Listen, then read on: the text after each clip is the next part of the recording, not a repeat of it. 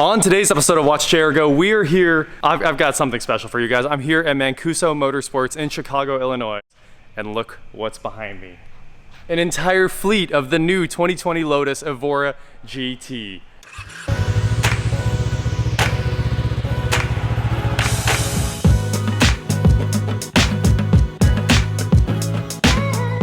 This is a true Lotus street car, and we're gonna go have some fun and check it out today. I haven't driven one of these. The last Lotus I drove was an Exige.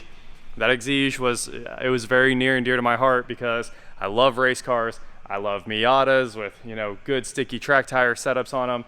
And I'm a huge fan of any just super lightweight chassis that you can just rip around the racetrack in and still daily drive. So this one has a lot more creature comforts and is a lot more daily drivable than a Miata or any old Lotus or any other purpose-built track weapon.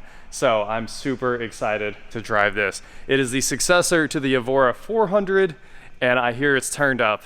I know it looks amazing. I mean, look how good these look, and I can't wait to get it out on the road. So let's take a quick look around the car, and then we'll get it out on the road and have some fun. So this is the car we're going to be driving. It is a 6-speed Evora GT, like we just talked about. It has the normal painted access hatch, roof, and all that good stuff, but it has, there's a little trade-off there. It has a glass window you can actually look out of with the rearview mirror, and it shows off that giant, beautiful Lotus cover and the supercharger. So there's a supercharger hiding right under there. Of course, the Exige I drove was not supercharged. It did have the Lexus engine, but it was not the supercharged Lexus engine, which really changes things.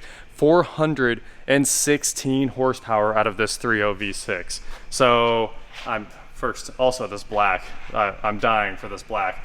It is filled with gold. If you can see that, filled with gold. What a color. The center exhaust looks incredible. This big wide diffuser. Look at all the aero ducts on the tires and all that good stuff. I mean, and it has the classic Lotus taillights there. This thing is a absolute looker. Yes, I left the door open.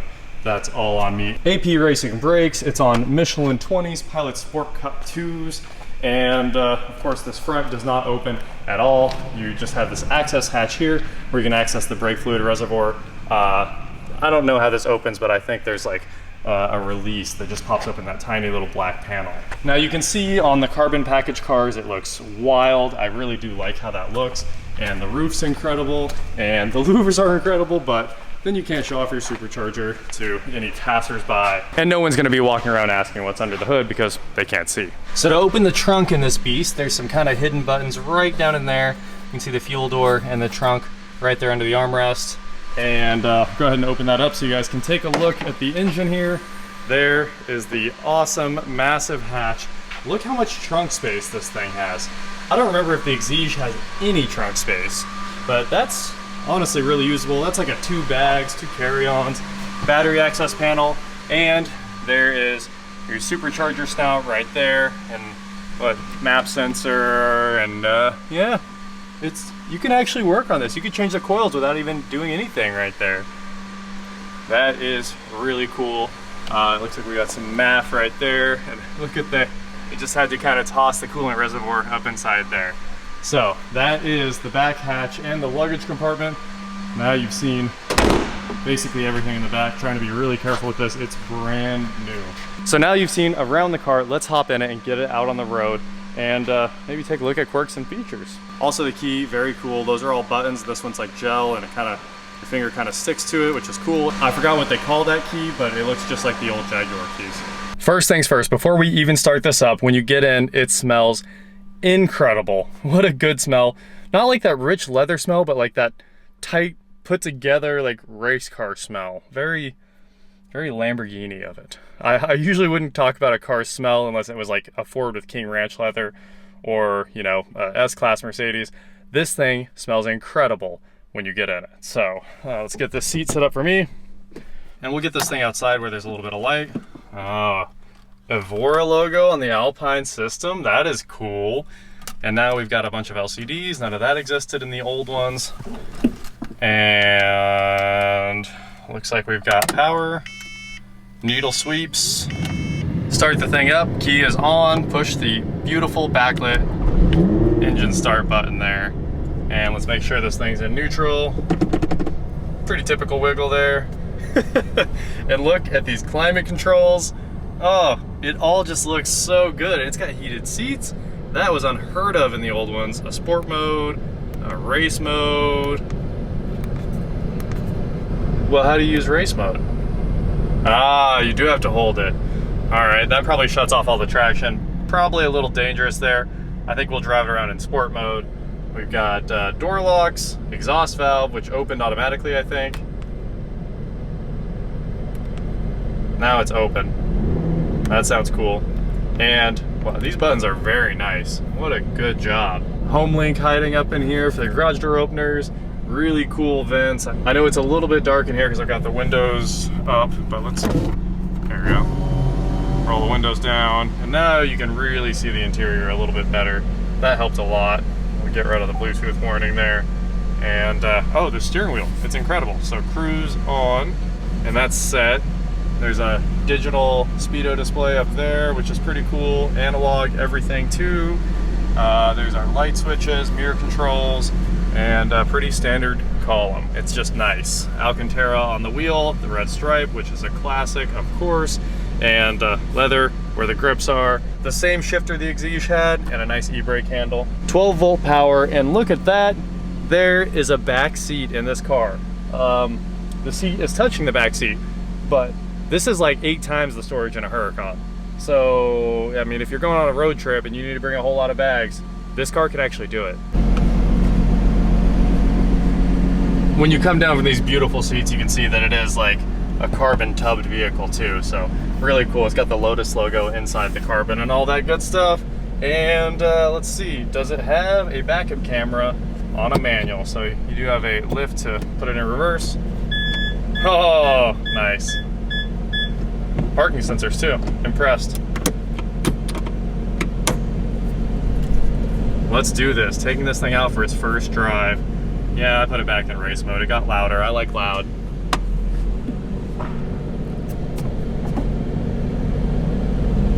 Oh, I'm scared to death right now. They said I could drive it out of here, and I was like, okay, I'll do it.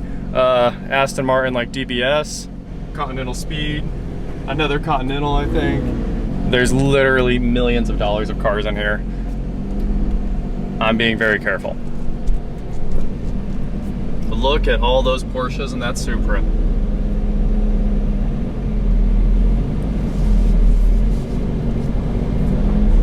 Something that's really cool about this that a lot of race cars can't do, drivability wise, is it can idle in first gear and keep running. I literally just brought it all the way out of the dealership, just letting it idle in first gear because I didn't want to touch the throttle yet or anything like that, and I was going very slow. But it can kind of creep forward in a manual. Really cool. I've driven this thing 500 feet and I am in love. It is absolutely perfect. Okay, look at this. It drives down the road perfectly straight. Listen to it. Okay, this is maybe quarter throttle. What a sound. A supercharged V6 nails it. If this just had that titanium exhaust that was in the Exige I drove, it would be unbelievable. I know that thing was so just wildly loud. And this, oh, it sounds good. All right, here we're gonna baby it out of the hole.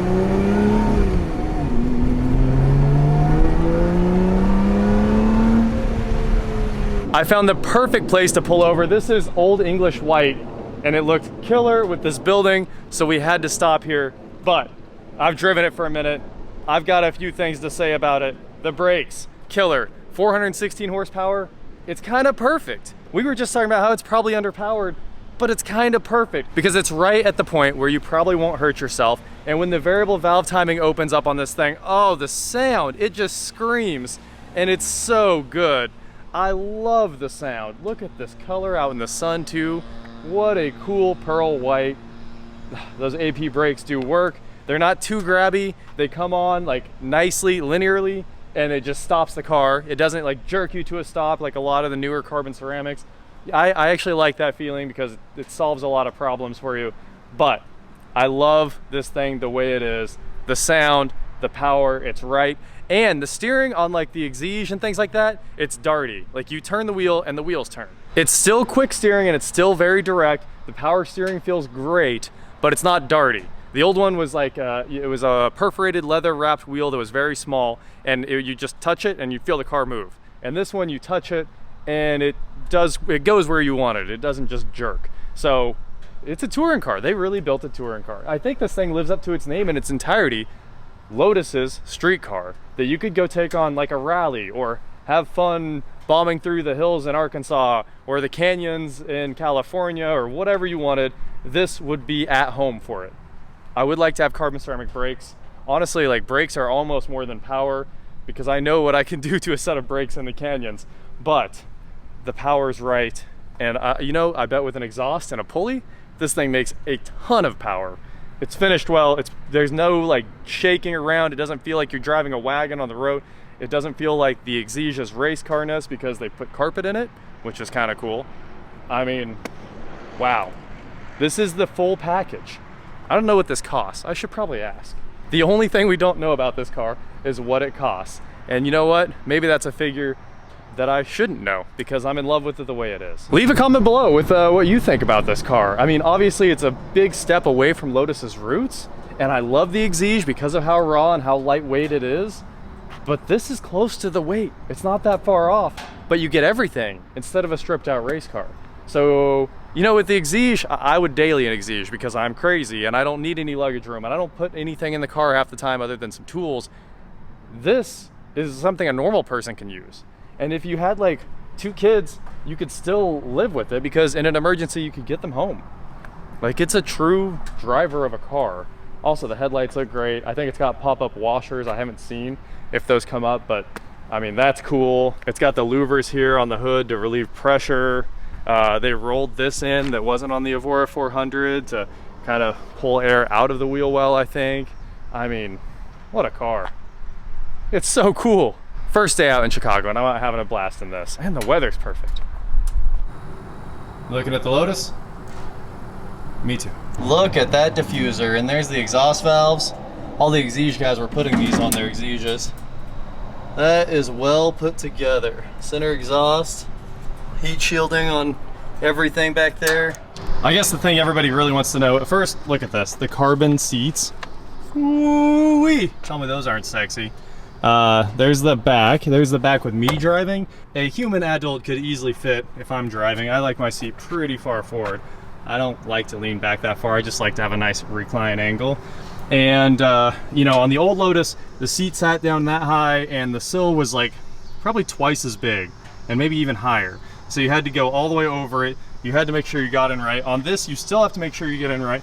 I have to like point my foot, I guess like a ballet dancer or something, and put my foot all the way in. And then this position, rotate, slide to make sure I don't hit anything. But it's slightly easier than an Exige. So that's my review. Start this thing up. We got the immobilizer flashing here. Oh, the immobilizer also locks it and has power folding mirrors. Oop, that's the alarm. That's unlock. Okay, we figured out unlock. Good deal. All right, so open the door maybe. There we go. It's a cool little logo of the door open there. And then it says Evora. Put the key in. Immobilizer. And start. We are back on track. If you want to look at the driving position, this is it. You've got tons of leverage over the steering wheel because of how your arm's sitting there. It's absolutely a race car. I like to sit this close to the wheel too, so it doesn't bother me at all. The gearbox is incredible. It's got the perfect amount of notchiness. I'll show you guys this shift. You don't miss gears. It sounds great. It feels great. Perfect gearbox. Clutch is right. Medium pressure kind of thing. Not too light, not too heavy. I mean, it's just right. It's still a Lotus, just a Grand Touring Lotus. Final thoughts as I squeeze out of here one last time. I love the car. You could drive it anywhere. I like sitting in racing seats like this on big trips because you can keep your back completely straight as long as you scoot back and it'll never hurt. You can sit in a car forever like this. No fatigue, which is awesome. And the system does not sound like just an Alpine system that somebody built on Crutchfield. It is incredibly punchy and well done. I'm sure that's due to like nice enclosures in the doors and these tweeters that are mounted properly, either directly at the listener or up towards the windshield, and it works great. This car's great. It's amazing. With the windows down and the system on, you can hear it clear as day, and I took it out of race mode and put it in sport, much quieter, and with both of them off, it is incredibly quiet. So it's kind of an everything car. Again, huge thank you to Mancuso Motorsports Chicago for letting me take out their demo. Obviously it's a demo, it's meant to be driven, but I am having a great time here in Chicago with it. So that is it for today, guys. Thank you so much for watching. Don't forget to head on over to shop.watchgrgo.com where you get cool shirts like this. And please like, share, subscribe, do whatever you want to do, and I will talk to you next time. So the Evora GT is not something you get to see every day, and neither is this C63. Look at this. What an unbelievable car. Look at the laser jammers hiding up in there. What on earth? Wide-bodied. Oh, is this a black series? Is that why? HREs? No? Well, it's unbelievable. It's not a black series, and it's unbelievable. Wide-bodied.